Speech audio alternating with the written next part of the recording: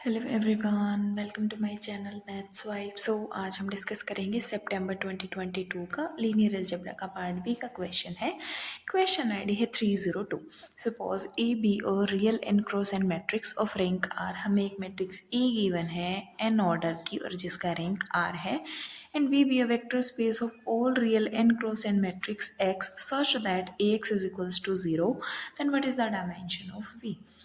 Are N R N square R और N square minus N R. So सबसे पहले हम वी डिफाइन करते हैं। वी हमें दिया गया है वो एक्स जो एम एन आर से है such that A X is equals to 0।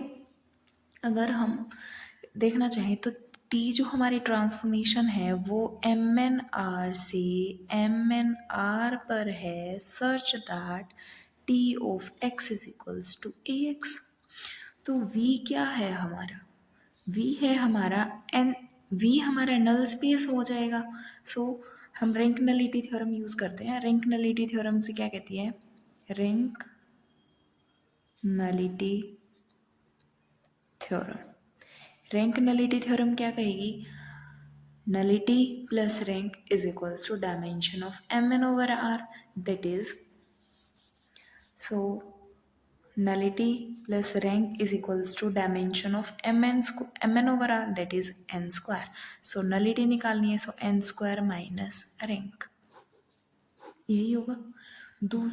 हम देखते हैं कि क्या दिया हुआ है। ए एक्स इज इक्वल्स टू 0।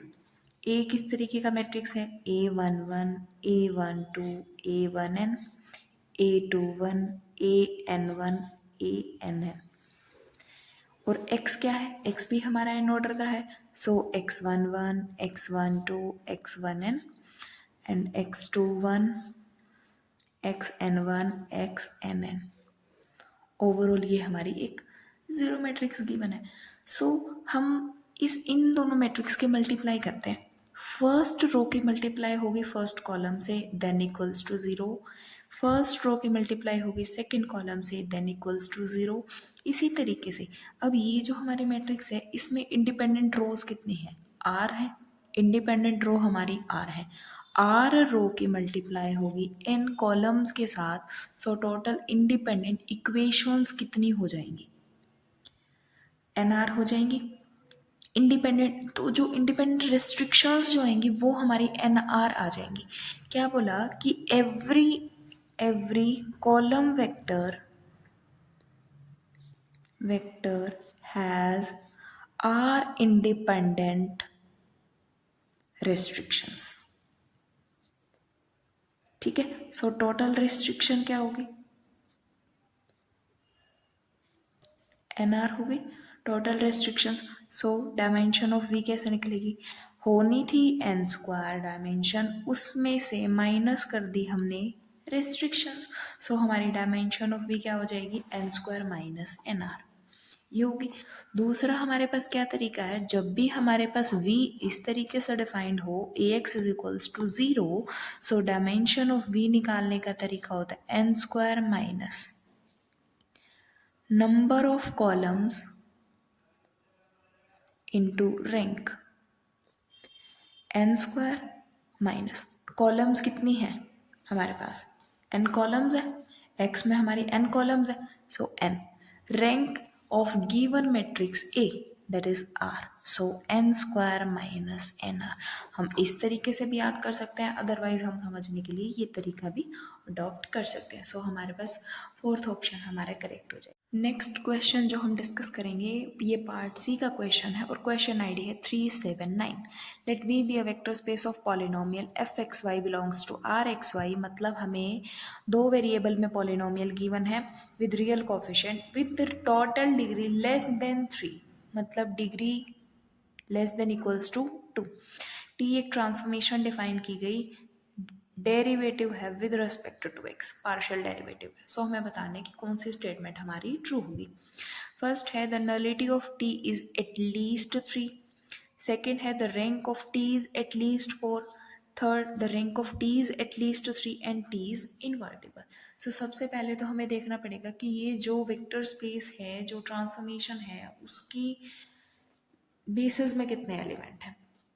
जब भी हमारे दो वेरिएबल में होती है सो टोटल जो डायमेंशन होती है ना, डायमेंशन होगी n+1 n+2/2। n की वैल्यू कितनी है? 2, क्योंकि इसका मतलब लेस देन 3 है ना, so n is less than equals to 2। So degree जो है वो लेस देन इक्वल्स टू 2 है, सो n की वैल्यू हो जाएगी 2। सो 2+1 3 × 4/2 दैट इज 6। टोटल डायमेंशन है हमारी 6। सो बेसिस में हमारे एलिमेंट कैसे हो जाएंगे? 1 x y x² y² and xy। ये हमारे बेसिस में एलिमेंट हो जाएंगे। सो अब हम मैट्रिक्स ए बनाना तैयार करते हैं। मैट्रिक्स ए देखते हैं। मैट्रिक्स जो है वो हमारी बनेगी 6x6 की 1 x x y x² y² and xy। Similar हमारा यहाँ पर 1 x y x² y² xy। सो सबसे पहले 1 का derivative with respect to x is 0। ठीक है, x का partial derivative with respect to x is, y का partial derivative with respect to x 0, x² का 2x देन 0 2 0 0 0 0, y² का अगेन 0, xy का y दैट इज 0 0 1 0 0 0। इस तरीके से हमारी मैट्रिक्स बन जाएगी। इस मैट्रिक्स का रैंक कितना है? 3। नलिटी कितनी है? 3। सो फर्स्ट ऑप्शन बोला गया the nullity of T is at least 3। So first option हमारा करेक्ट हो गया। Second, the rank of T is at least 4, but हमारे पास मैट्रिक्स एग्जिस्ट की जिसका रैंक हमारा 3 है, तो ये ऑप्शन हमारा इनकरेक्ट हो गया। थर्ड में the rank of T is at least 3, ये ऑप्शन हमारा करेक्ट है। टी इज इनवर्टिबल, रैंक ही हमारा 3 है, मैट्रिक्स 6 ऑर्डर की है, सो टी इनवर्टिबल नहीं होगा। सो फोर्थ इज इनकरेक्ट। सो हमारे करेक्ट ऑप्शन है first and third. Thank you.